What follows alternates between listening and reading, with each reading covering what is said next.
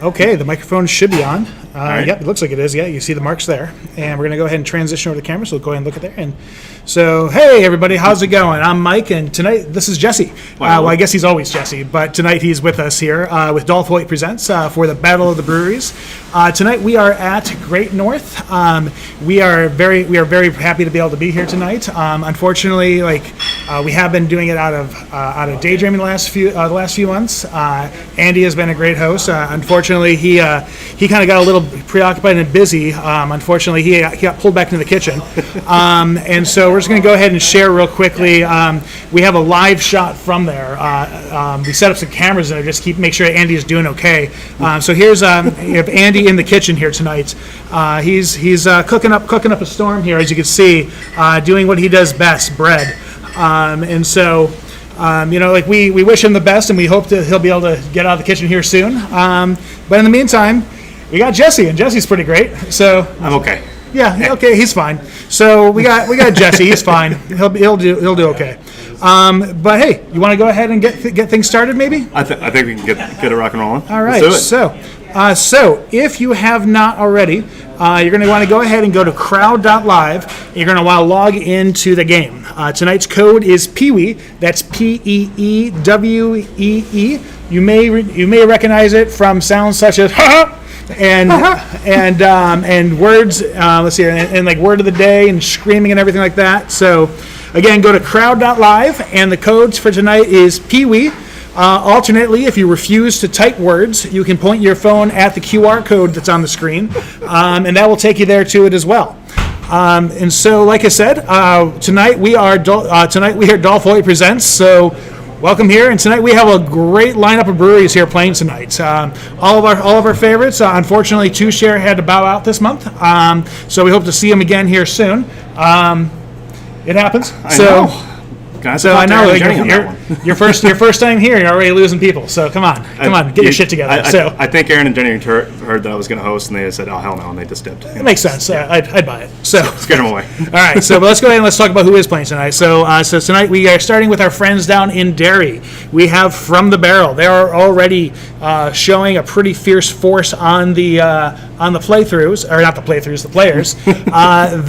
Their tap room hours are Thursday and Friday from 4 to 8, Saturdays from 2 to 8, Sundays from 1 to 6, except for this week. We'll talk about that more. And then they're located down at 1 Corporate Park Drive, Unit 16 in Derry. Basically, you pull into that plaza, and you're going to see one brewery. Keep going. Don't even stop there. Go straight down there to go to From the Barrel. It's going to be grer So, and then... All right, we got Daydreaming Brewing also playing still. Although you're not there, they are still playing, and they're still very much in the spirit. Yep. Their tap room hours at Daydreaming is going to be Wednesday through Friday, 4 to 7, and then Saturday from 1 to 7. They're on 1.5 East Broadway in Derry, New Hampshire.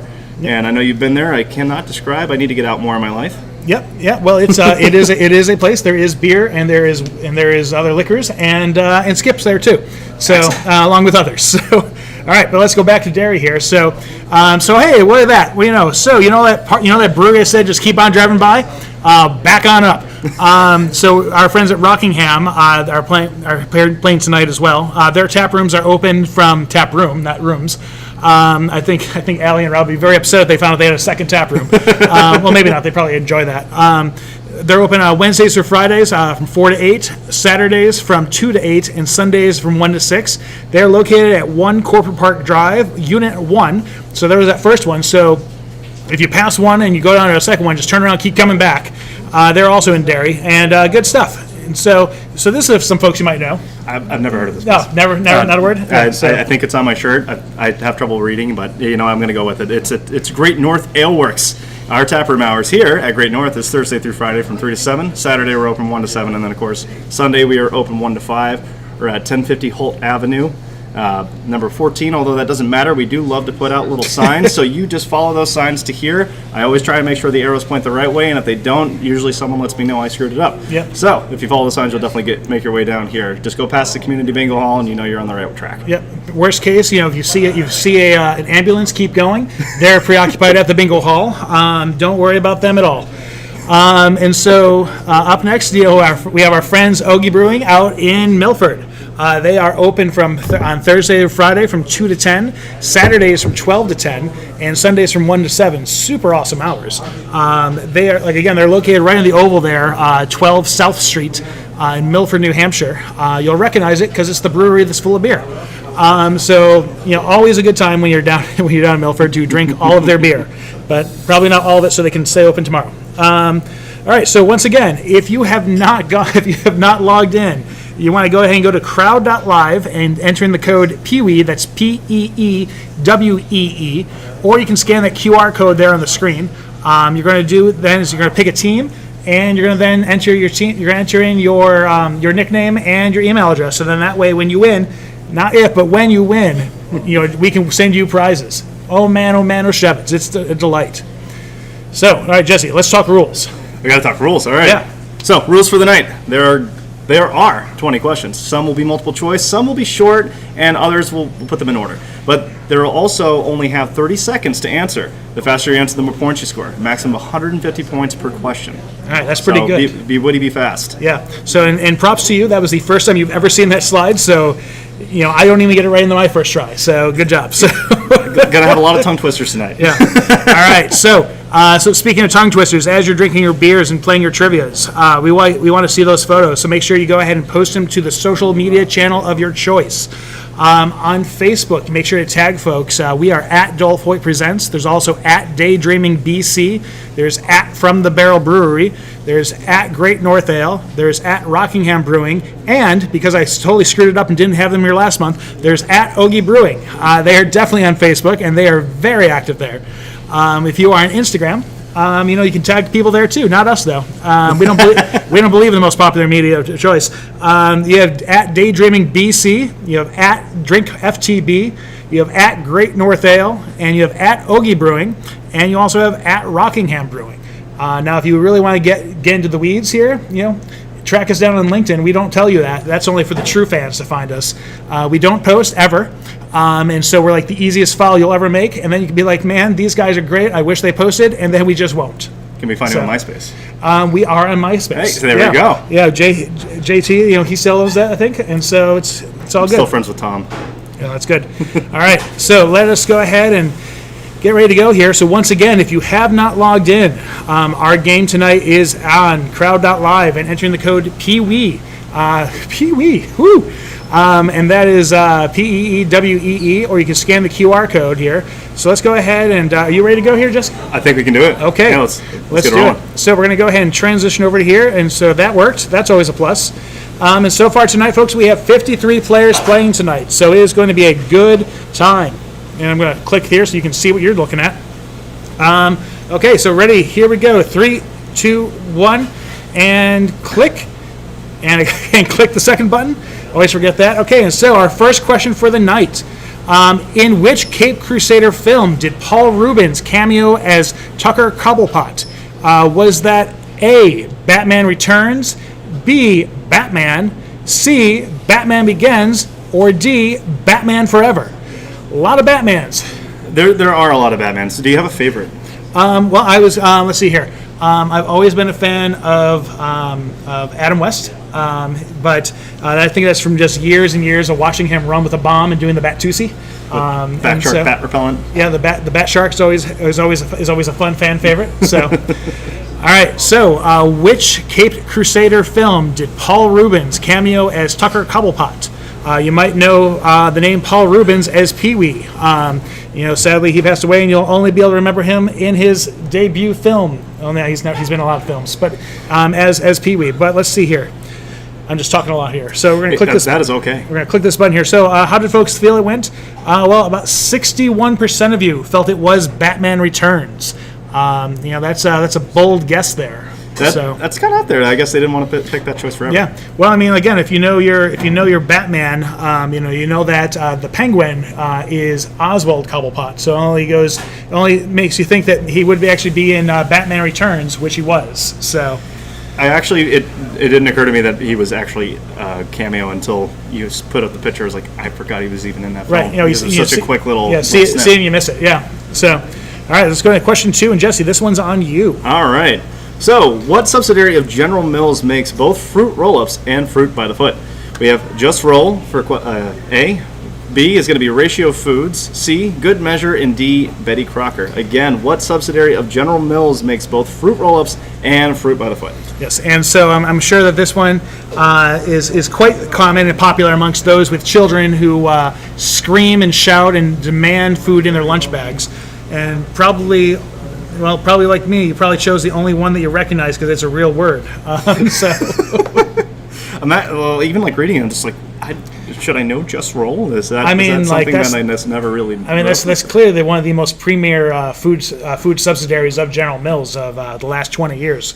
I'm sure somewhere. I gotta catch up on my Fruit Loops. All right, so what subsidy did General Mills make both fruit roll-ups and fruit by the foot? Again, I'm liking to think that folks probably like me thought, well, Betty Crocker's a real thing, so that's probably a good chance that it's that. Probably good but chance. Again, we had a couple folks thinking it was Just Roll and Ratio Foods, so who knows? But the answer, in fact, is Betty Crocker. So congrats to the 73% of you. You probably all have children, and I'm sorry. So, all right, so question number 3. All right, you got this one. All right. So what Chicago neighborhood is home to the original beef of Chicagoland on the show The Bear? Is it A, Wrigleyville, B, Lincoln Park, C, Hyde Park, or D, River North?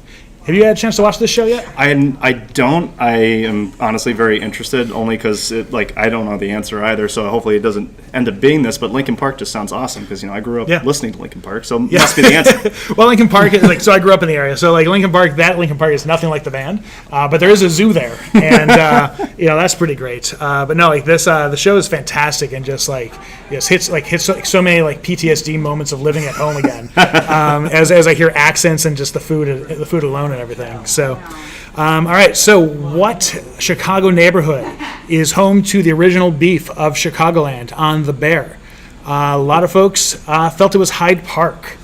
That's a very solid answer because Hyde Park is featured in the show. The answer, however, is D, River North. Ooh, yeah. Quite a toss-up there, too. Yeah. There's a lot of people with, what was it, Wrigleyville? Am I saying that right? Yeah, Wrigleyville. Yeah, it's up Cubs area. But the original beef from Chicagoland and the Bear is based on the real Mr. Beef in Chicago's River North neighborhood. So, good stuff and definitely worth your time to go and find it. I should definitely feel like I should host more with you often. I'm going to learn so much more. Oh, don't worry. I know. We know literally nothing. I know. I feel like I know nothing. All right. So, here comes question 4. You all set for this excellent. one? Oh, I'm ready. Here you go. So we have which U.S. president signed the bill declaring Labor Day as a federal holiday in 1894? We have A, Chester A. Arthur, B, Grover Cleveland, C, Benjamin Harrison, and D, William McKinley. Yes. All right, so folks, based on those chins and mustaches, which one of these presidents do you feel is responsible for Labor Day? So I do feel like we should bring some of those facial hairstyles back, especially Chester Arthur's. Look at that. That is a magnificent looking walrus beard. That is something. Yeah, it's pretty solid. It's like a weird mix of Civil War era meets walrus, and then just the jowls alone just kind of make you think that it's going to keep on going. So all they need to do is just remaster MythBusters, bring in a new cast, have someone look like Grover Cleveland, the other Chester Arthur, and you got to do it right there. Yeah, I mean that's all you need really. It's just dead presidents acting as busting myths. That just sells itself. I would watch that. Yeah. All right. So again, which U.S. president signed the bill declaring Labor Day as federal holiday in 1894? We got to find the answers, and a lot of people were feeling Grover Cleveland, as well as a little bit there for William McKinley. Not so much for Chester Arthur there, a little bit for Benjamin Harrison, but the real answer was Grover Cleveland. All right. Yeah. So Labor Day was signed into law by President Grover Cleveland in 1894. Originally, it only applied to federal employees. So to everyone who doesn't work for the feds, congrats. Good job. All right, Jesse. So we've come to our last question of the first quarter. All right. So if I don't die here, we'll read this question and we'll check out some scores. Let's see what we got. All right. So, what is the oldest athletic conference in the NCAA Division I football? This is near and dear to my heart. Is it the A, Mid-American Conference, B, Atlantic Coast Conference, C, the Southeastern Conference, or D, Big Ten Conference? it's near and dear to my heart because I'm just now finding out for the first time that these are all conferences. So I'm very enthusiastic now. So they had all the sports there, round table, just meeting slowly. Is that what it was? Yeah, sure. I mean, they're slowly picking out words out of a hat, I think, and just like different parts of the Americas, and just kind of added things to it. And then all of a sudden, you toss a big number in there just for That's kicks. why they put Big Ten in there. That's the big number right there. Yeah, right there. So, all right. So, what is the oldest athletic conference in the NCAA Division I football? You can tell I'm big. I apologize, I'm not a big sports fan, but I did know it was Division I and not Division I. So, that's big props to me. Okay, so and then a substantial number of you, a whopping 21, felt it was the Big Ten Conference, and in fact, it was the Big Ten Conference. They were the big number. Yeah. So founded in 1896. It actually predates the NCAA by a full decade. That is the conference itself. So. Pretty crazy. That's a lot. I mean, granted, I'm not a big sports person either, so I'm hoping for a lot of people out there that are cheering, they're excited, they're like, "Ha! I knew it." You know? Yeah. Well, at least 21 of them is. So I mean, that's all right. That's all that matters. We care about them. All right, Jesse. So we're gonna go ahead and check out how our players did. We're gonna see if we're gonna get a chance to see some names and see how they did and see who's in the lead. These are individuals, and so let's check it out here. And so Good Juju is in first. So good job. Upright Dog in second, and Death by Stereo in third. There's a chance to see the other names here too. So we have Pretend from the Barrel Employee, Macho Madness. Michelle's Neighbor is there. Fuck You, Andy Day in 26. That's always a pleasant number. We also have Robbie Eyeballs playing. Leonard. 2 J's in 1 cup. Yeah. Oh boy. Oh boy. From the Barrel Cares. So Dave is playing there at 47. Pound Cake, I see you. I hope you like Afro Man as much as I do. So, all right. So well done to our players here, and so let's go ahead and check out how our breweries are doing. Now, I believe, and I'm pretty sure because I think I saw it there. Daydreaming currently holds the trophy. So our breweries are playing for a trophy once again. All right. It is the same trophy. And how are we doing? Great North. Hey. Oh man. I promise I'm not beating first. With From the Barrel and an Ogie in third, Rockingham in fourth, and somehow Daydreaming's in fifth. So that's pretty crazy right there. This will be quite the game quite the feat if this happens. So, but I guess I picked the right night to host. I guess so. Yeah. I think that by not helping out the team, I'm not giving them the wrong answers all the time. So this is great. No, I hear you. That's pretty much how it works for me too. So it's pretty great. So and then we have. All right, so we have Little Beer showing up here. All right, so let's talk about some things that are happening here. So, we're first off, we're going to go ahead and transition over here. So, what's happening with From the Barrel this week? A whole lot of not much because yesterday From the Barrel put out their leftovers in cans and draft release. So if you're there tonight, you probably can get some. They are going to be open tomorrow. However, then they're going to be going on vacation. They'll be closed from the 19th through the 24th. And so that's why you have the Griswolds there waving goodbye. But they'll be back to regular hours on the 25th. And again, we are lucky enough, we are fortunate enough to be able to capture Jay before he headed out, just to see him getting ready to go. Here's Jay, in his fanciest of clothes, drinking some cafe.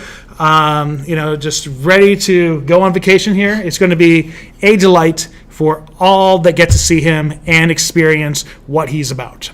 So, good stuff there. And so we also have something exciting happening here a little bit more closer to home here at Great North.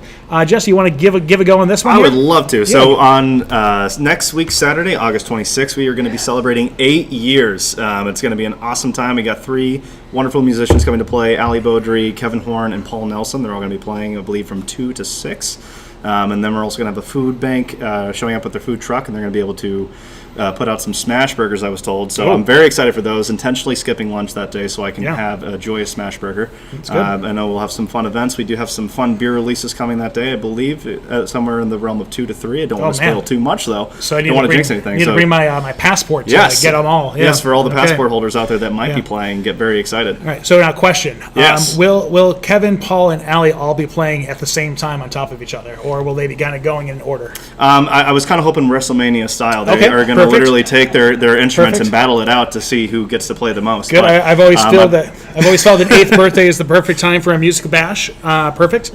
So I definitely think they'll be playing different sets of times. I'm not quite sure who's playing first and who's playing last, but all in all, it's going to be a great time, and very excited to listen to these 3 wonderfully talented musicians. Awesome.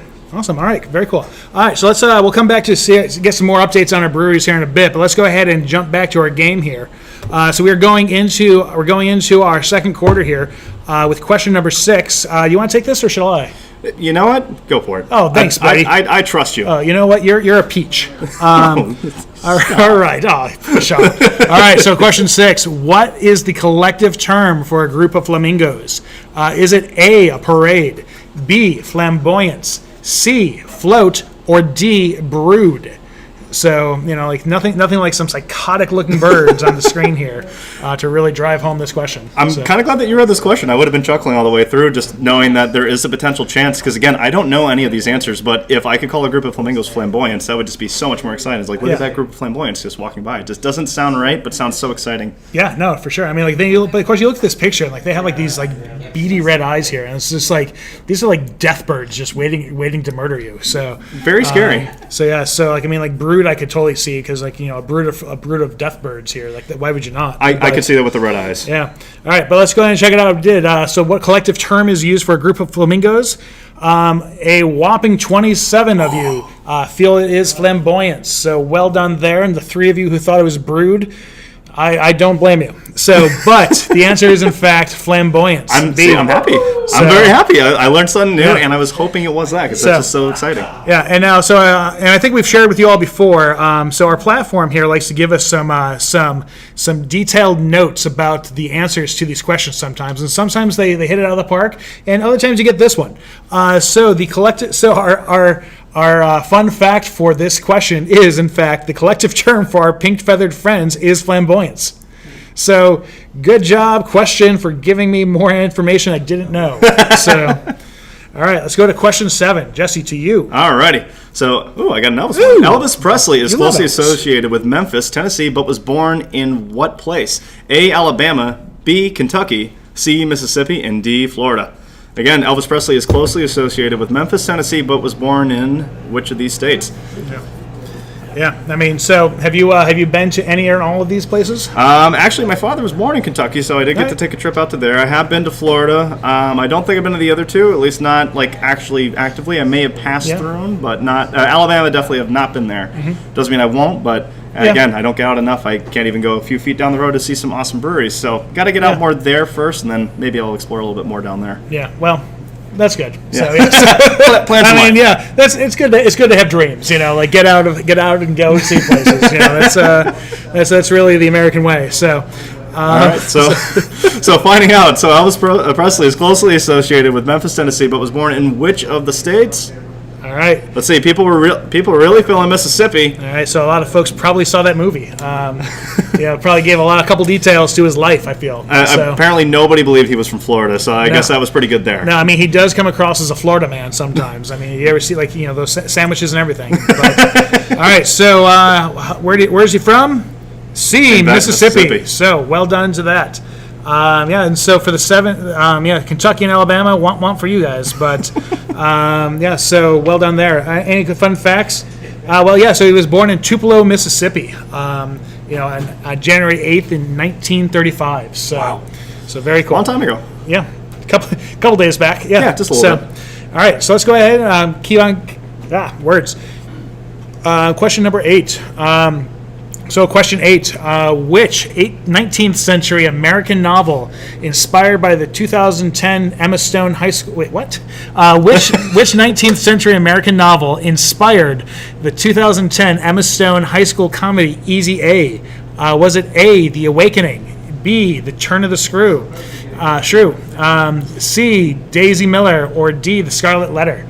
I definitely read this as if like Emma Stone influenced this novel, and so like that was like that's not sound right. Absolutely, it could have possibly happened. Maybe just like she inspired these writers to rewrite the book. Yeah, you never know. Yeah, no, but like 100 years later, let's go back and do it out. So all right, so which 19th century American novel inspired the 2010 Emma Stone high school comedy Easy A?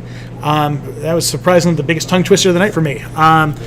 We substantially feel that it is The Scarlet Letter, and we are, in fact, correct with 74% of you, 39 of you, said it was that, and you are correct. So well done, all of you, for being Emma Stone fans, as opposed to classic literature.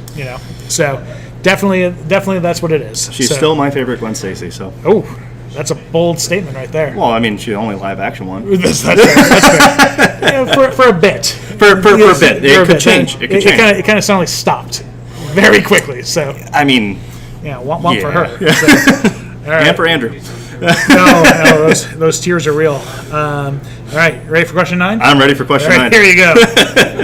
All right, some more sports, but a little bit of a different twist. So we got, which of these popular WWE veterans won the NCAA College Football National Championship with the University of Miami? We have A, Dave Bautista, B, Triple H, C, Dwayne "The Rock" Johnson. That's a tongue twister right there. And then D, Stone Cold Steve Austin. Again, which of these popular WWE veterans won the NCAA College Football National Championship with the University of Miami? Now, I want to say, and I very well could be wrong, that Triple H is a local New Hampshire kid. Really? So I want to say he's like Bedford or something like that. I could be making this up though, but he does have like that Bedford charm. So I can see it. Yeah. So. All right. So, which of these popular WWE veterans won the NCAA College Football National Championship with the University of Miami? Let's see here. How do we think it went? Let's see. Overwhelming. A lot of people picking Dwayne "The Rock" Johnson. Yeah, I mean, this is back when he just didn't matter what you think or what you think or what you say. I can't remember. I just know he did the yeah. eyebrow. That's all he had. That's the most important part. That's the only important. That immediately followed by the Scorpion King. Those were his two biggest givebacks to America. So biggest highlight for Godsmack's career. All right, and so my wife just texted saying that Triple H was born in Nashua and went to Nashua High School. Hey, you were pretty close. It does not help you with this correct answer because the answer was in fact C, The Rock Johnson. So well done there. So this our fun fact here is in '91, Dwayne "The Rock" Johnson won a national championship with the University of Miami Hurricanes. So, all right. So good job to you, buddy. He's really done everything. He's made tequila. He's been in a lot of blockbusters. Yeah, I mean he was Jericho Kane in Southland Tales. That's right. Possibly one of the best movies that no one has ever seen. I actually do know that movie because I remember Sean William Scott in that too, and that was also one of his best roles. So you're the only other person I think I've met that's watched that movie. Oh, I mean, like much like Star Wars, they started episode or chapter 4 of it. So you have to go back and there's a whole comic book you have to read ahead of time. So all right, so let's go into our final question for the second quarter here. Your tongue to be twisted. Question 10. Jeez, all right, which of these state fairs always ends on Labor Day? So get out your state fair knowledge, kids. Is it A, Arizona, B, Wisconsin, C, Minnesota, or D, Texas? So we had gone to Minnesota last year for a wedding and happened upon the first day of the state fair, and we came across the Butter Princesses. I'm not sure if you're familiar with this. I'm not. A time-old tradition. Basically, the entirety of the state does state queens of the counties or whatever like that. Okay. And like a beauty pageant or whatever, and then the cream of the crop, if you will, is crowned the Butter Princess, and so at the state fair they stick her into a freezer, and then you can watch someone carve her likeness out of butter. And this is a real thing. We have photos, and it is just fascinating. You'll have to show me this after. It's also immediately right next to the giant. It's also next to the giant display of cured meats that people are posing next to, that won awards. All right. Anyway, so which of these states' fairs have always ends on Labor Day? 47% of you felt it was Minnesota with the Butter Princesses and cured meats, and you are correct. So well done for all of you who know too much about the Midwest and their food. All All right. I guess are we it's doing time to see where everyone's Yeah, at, there right? it is. Yeah. Yeah. So, all right. So well done. We're halfway through. Let's check out how our individual rankings have been. And let's see here. All right. So Upright Dog right. up in first. Well done there. Knocked into Oblivion has been knocked into second. Death by Stereo strong third. 2 J's 1 Cup 13. So I guess that's pretty good. Other Hoyt in 14. So you can see he's not know our questions. I'm dying here. I did Jeez. see at number 18 there was a pretend FTB employee. I hope they figured out who that was. Yeah. Well, I mean, come payday, they'll find out pretty quick. Yeah, right? So, let's see. Where's fuck Andy Day? No, not there, but there's Lincoln Washburn, 41. Jackie O in 44. Ike's mom in 45. Yep, there he is. Fuck you, Andy Day in 49. Well done. The one-woman team in 50. All right. And Pat and Evan, you're both in 53 and 54. I'm going to guess maybe at the same table. They might know. Might be. Yes. All right, so let's go ahead and check it out here. How is our teams doing? Is who are we? Is Great North still in first? Great North holding their own. Daydreaming though, out of the back of the pack and up to the top almost though. They're sneaking up. They're sneaking. So they woke up, they heard. They're cracking their neck and coming at it hard. So we're halfway through with Great North in the lead. So well done there. And let's go ahead and check out. Let's talk about a couple more announcements and see what else is happening here. All right. So let me find the thing here. And so we're going to transition over to Rockingham. Oh, man. So Rockingham, this week, they have a bunch of stuff going on, but specifically, tomorrow on Friday, if you look to the left of the screen, is Buxton's Pizza. They'll be at Rockingham serving some pizzas and lots of good. And then Saturday, they'll be there on Friday and Saturday, I'm sorry. And then on Sunday, Smokin' Spanks Barbecue will be there, serving up some fantastically delicious barbecue.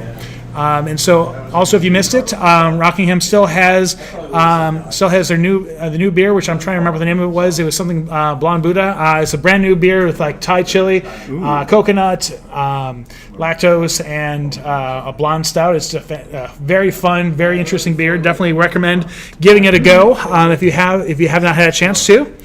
Very good stuff. And let's see here. What else do we have going on here? Who is this? So we have. Where am I going here? Come on. Words. Oh. Sorry. There we go. All right, so our friends at Ogie in Milford, they have a new beer that's being released today. It is called Rough Draft. It is a double dry hopped lemon IPA. That sounds fantastic. It does sound pretty good. So make sure to, after this, immediately drive down to the Oval. They are open till 10 tonight, so that's plenty of true, time. yes. Yeah. So after this, definitely smart choices. Drive down to Milford and try this new beer. Definitely a nice flavor to finish up the summer with too. Well, we got only a couple weeks left, or at least technically in the August terms. Yeah.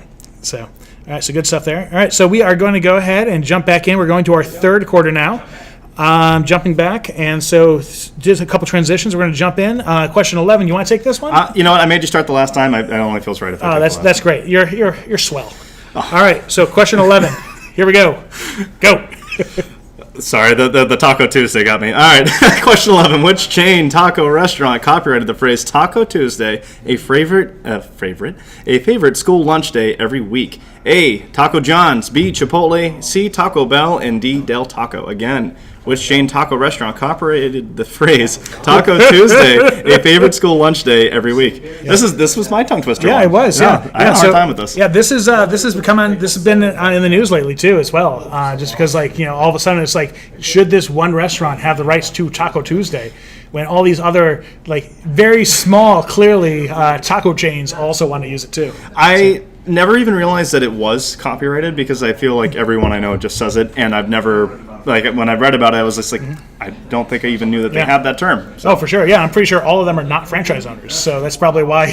Probably why they're just stressing about it. Yeah. All right, so we got to find out, what do people think about which taco chain had it copyrighted for the word taco or phrase Taco Tuesday as a favorite school lunch day every week? People were really feeling Taco Bell, and then a lot of people were also feeling Del Taco, Yeah, but Del nobody Taco, felt that's- like Chipotle. Yeah, taco. Nobody eats Chipotle. Del Taco though, Don't check that's my Del Taco though. That's quite the dark horse there. But let's see here. How do we do? Oh, It was Taco John's. Oh man, that is a lot of people are sad. Are going to be crying into their tacos tonight. I know. For man. the 6 people or 6 groups potentially that answered Taco John's, good for you. Yeah. Oh man, so good job to you 6. All right. So for those of you with daydreaming, you can go ahead and while your tears into some fish that I believe is in the kitchen there. That Andy Day has breaded himself, I'm sure. So, all right, let's talk about question number 12, or rather, let's read question number 12. Number 12. On which Nintendo game system did the Mario Kart series make its debut? Was it A, the Nintendo Entertainment System, B, Game Boy, C, Nintendo 64, or D, Super Nintendo? Jesse, you have a fondness for this game, quite a bit. A little bit. Actually, once a month we do a Mario Kart night on a Thursday. It's usually the second Thursday, but this next one's going to be September 21st. It's going to be the third Thursday of next month, and we do a Mario Kart night. It is, in fact, on none of these listed consoles. It's on the Switch, because we like to be a little bit more modern, at least for the time being, so you can always come down and play. We're open a little bit later for those days, too. All right. Well, not at all a subliminal messaging here going on. Yes. Have some beer. So on which Nintendo game system did the Mario Kart series make its debut? Looking at how folks felt, a substantial number of you felt it was on the Nintendo 64 and its wonky ass controller. I say that and people are probably like, "Hold on there, Mike. It was not wonky ass. It was pretty great ass." So they had the analog, but just in the worst spot. yeah. All right. So There's going to be a lot of disappointing people because I do know the answer to this one. oh man, what's the answer then, Jesse? It's not the Nintendo 64. Oh no! I'm going to disappoint you right now, but it was the Super Nintendo. Oh man! I say as if I didn't see the answer. But, Nintendo, Mario Kart began its run on the Super Mario Kart in 1992 on the Super Nintendo. I wonder if this is a generational thing. It might. I kind of have to know. I can't tell. I don't know who's actually playing. But. Well, I mean, I think for a lot of folks, I think there was the era of people who played this when it was on the Super Nintendo, but then they went to college, and then that's where they busted it out along with some no slapper GoldenEye. No, absolutely. Or slappers only on GoldenEye. So got to throw those hats. And so yeah. All right, so moving along, question number 13. Jesse, this one goes to you. All right. So for question 13, we have list these post Pee Wee Playhouse Paul Rubens film appearance in chronological order. So the order of the. All right. This is so. All right. So basically, you're just gonna move. We've never done this ourselves. So just move your fingers around and put them in order here. You have 20 seconds left.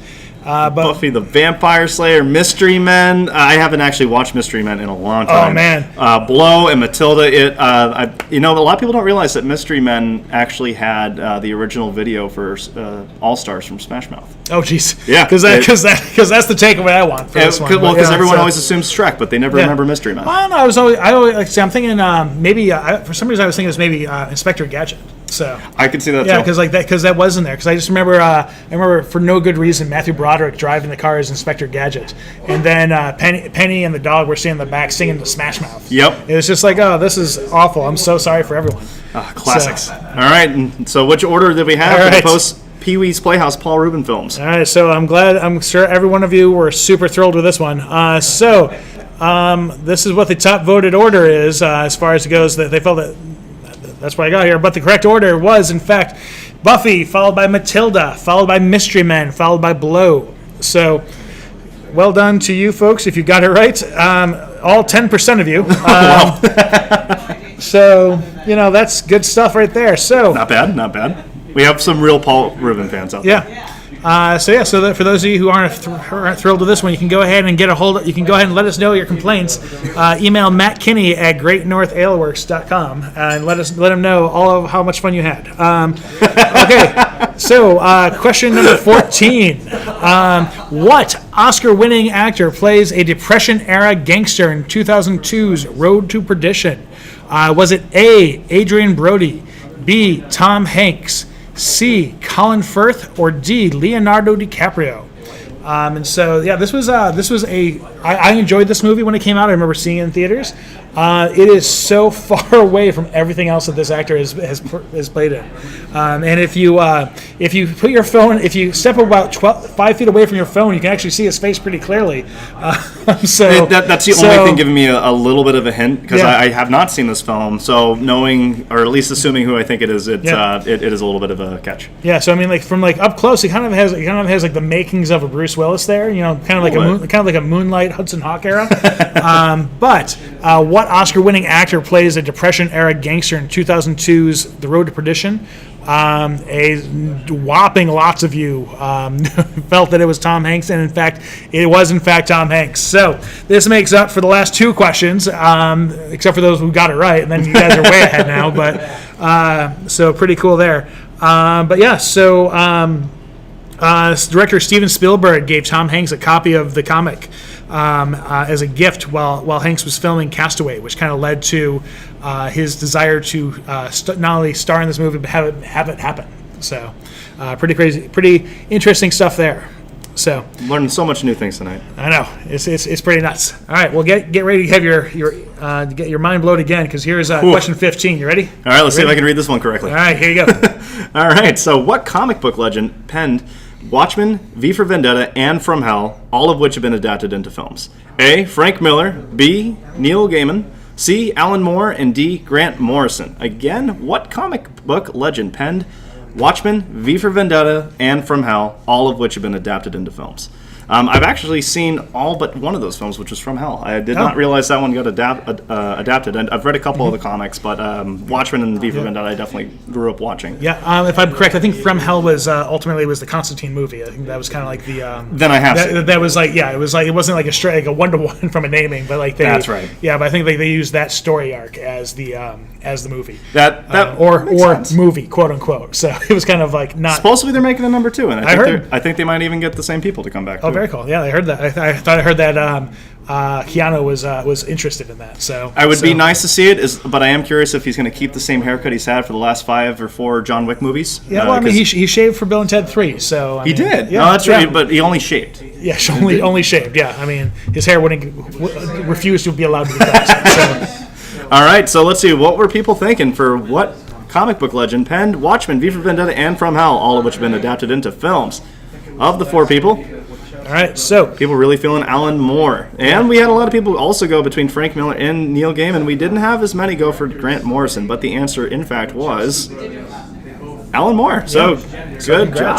Congrats, yes. Yeah. I mean, Frank Miller has done a lot of great stuff as well over the years. 300, like basically the basics for like at least one, if not most of like the Dark Knight trilogy. Yep. At least in part, anyways. So, unfortunately, no one's Alan Moore's Swamp Thing has never been really made into the story that needs to be told. I know, so, and they always get a little closer, and they never do it. Yeah. So let's see, anything fun here? Nope. He's basically a space wizard. All right.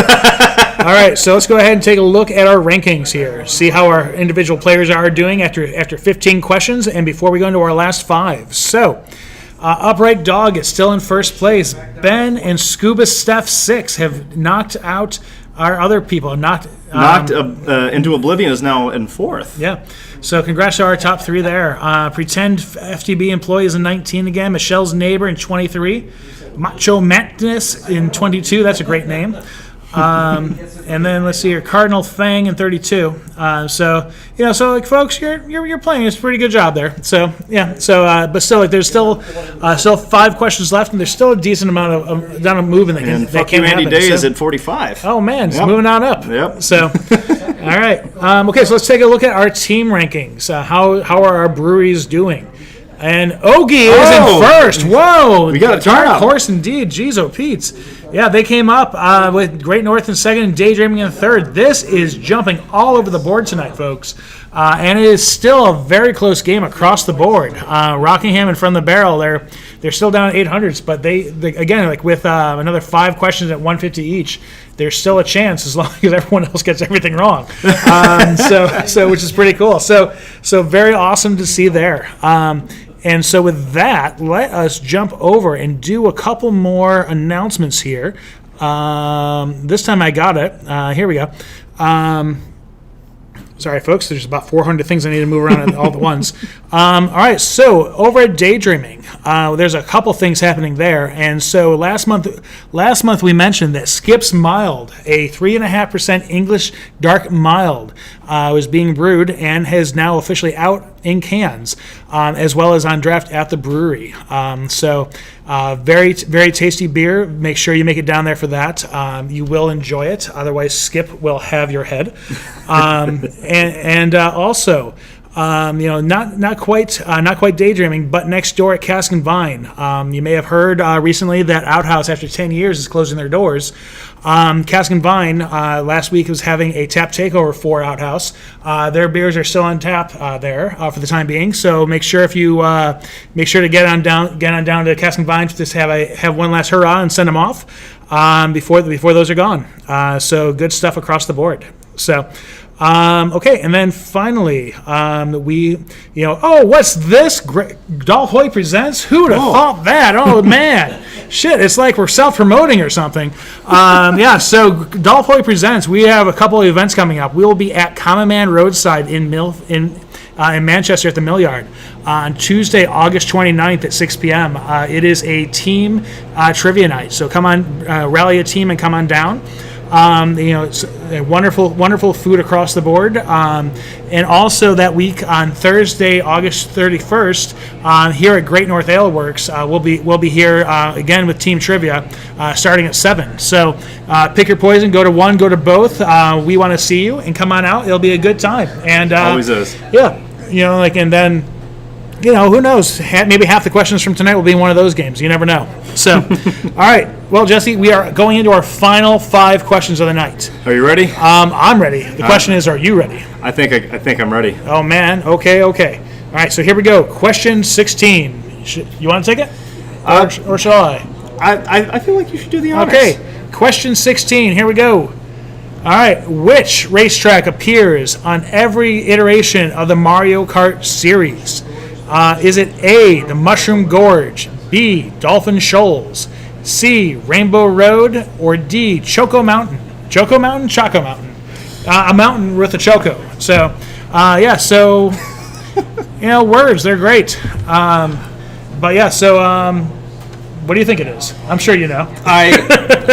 I think it's one of the 4 answers, but I do know. I don't want to spoil it. However, they keep remastering it, so at this point, it's gonna be like they remaster half of these half the time. I was gonna say, I mean, the game, the maps that were in the original Mario Kart are not. They're still in the new, but they're not exactly the same. They're even putting the ones from the mobile game in the new one now. Oh, that's too, right. Which was kind of weird because you're so used to seeing like giant mushrooms and turtles, and oh crap, you're in Paris. Yeah, so it's weirdly, I played a lot of the mobile game, and those maps were pretty fun, and I was excited to see them transfer over because for a change, I knew those maps. So now, mind you, swiping left and right on my phone did not do a damn thing when playing here last month. So, all right, so which racetrack appears in every console iteration of the Mario Kart series?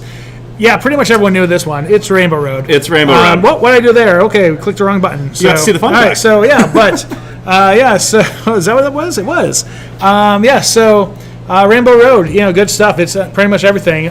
It's the mainstay of the Mario Kart series, and though it does not appear in Mario Kart GP in the arcades, it does have 2 variants there: Rainbow Downhill and Rainbow Coaster. I always forgot about the arcade edition being its own separate thing too. Yeah, which makes no sense because why would you do that? Everyone loves this one. Just literally people want to pay you more money for the things they have at home. Just let them do it. So, all right, question 17. You ready? I'm ready for it. Here you go. All right, in what fictional Chicago suburb are all of John Hughes' 1980s high school coming-of-age movies set in? We have A, Shermer, B, Shifford, C, Shefton, and D, Shanderfield. I'm hoping I'm saying all these right. Yeah, sure, they're all made up. They're all bullshit names. So all made up. In what fictional Chicago suburb are all John Hughes' 1980s high school coming-of-age movies set? One of those 4. I don't know the answer to any of them, so I don't. Have you not seen any of these? Not these. Have you not seen Breakfast Club? Oh, okay. I've seen Breakfast Club. What about not Breakfast? 16 Candles. Thank you. The breakfast one. So Breakfast Club. Breakfast Club. I have seen. Pretty in Pink. Nope. No? What? Really fun fact, and not related to him That's at all. not a I've fun never fact. watched Titanic. Well, that's more of like a life lesson right there, yeah. Well, I knew how it ended. Spoiler alert, the Yeah. Road 6. No, that's the thing. Yeah. I already knew how it ended. It didn't feel like it was right to watch it. But anyway, going back to John Hughes and something a little slightly upbeat. In what fictional Chicago suburb are all of John Hughes' 1980s high school coming of age movies set? And a lot of people decided it was in Shermer. Yep. There's only one person in Shanderfield. You never know. They could be the one right person. Let's find out. No, they're not. They're not. It was definitely Shermer. It's 100% Shermer, yeah. I shouldn't get one person subs. Yeah, so nearly all of John Hughes' movies, more than 24 of them, are set in whole or in part in the Chicago metropolitan area, specifically the fictional suburb of Shermer. So Was Abe Froman from Shermer?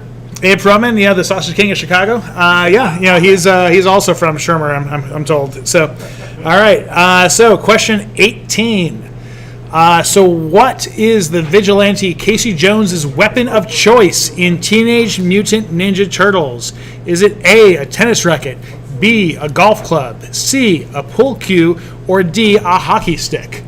So, Casey Jones, classic vigilante. He's there was a generation of kids who wanted to be Casey Jones right before they saw The Crow, and it was a weird mix of people wearing face paint, wearing leather dusters, and carrying sports equipment. It was one of the few times you saw that combination. It's pretty much just like part of the Juggalo Island at that point. Yeah, I mean, people it was really weird. People thought that they were like big fans of Raven, and it just wasn't that. That just wasn't the case. So.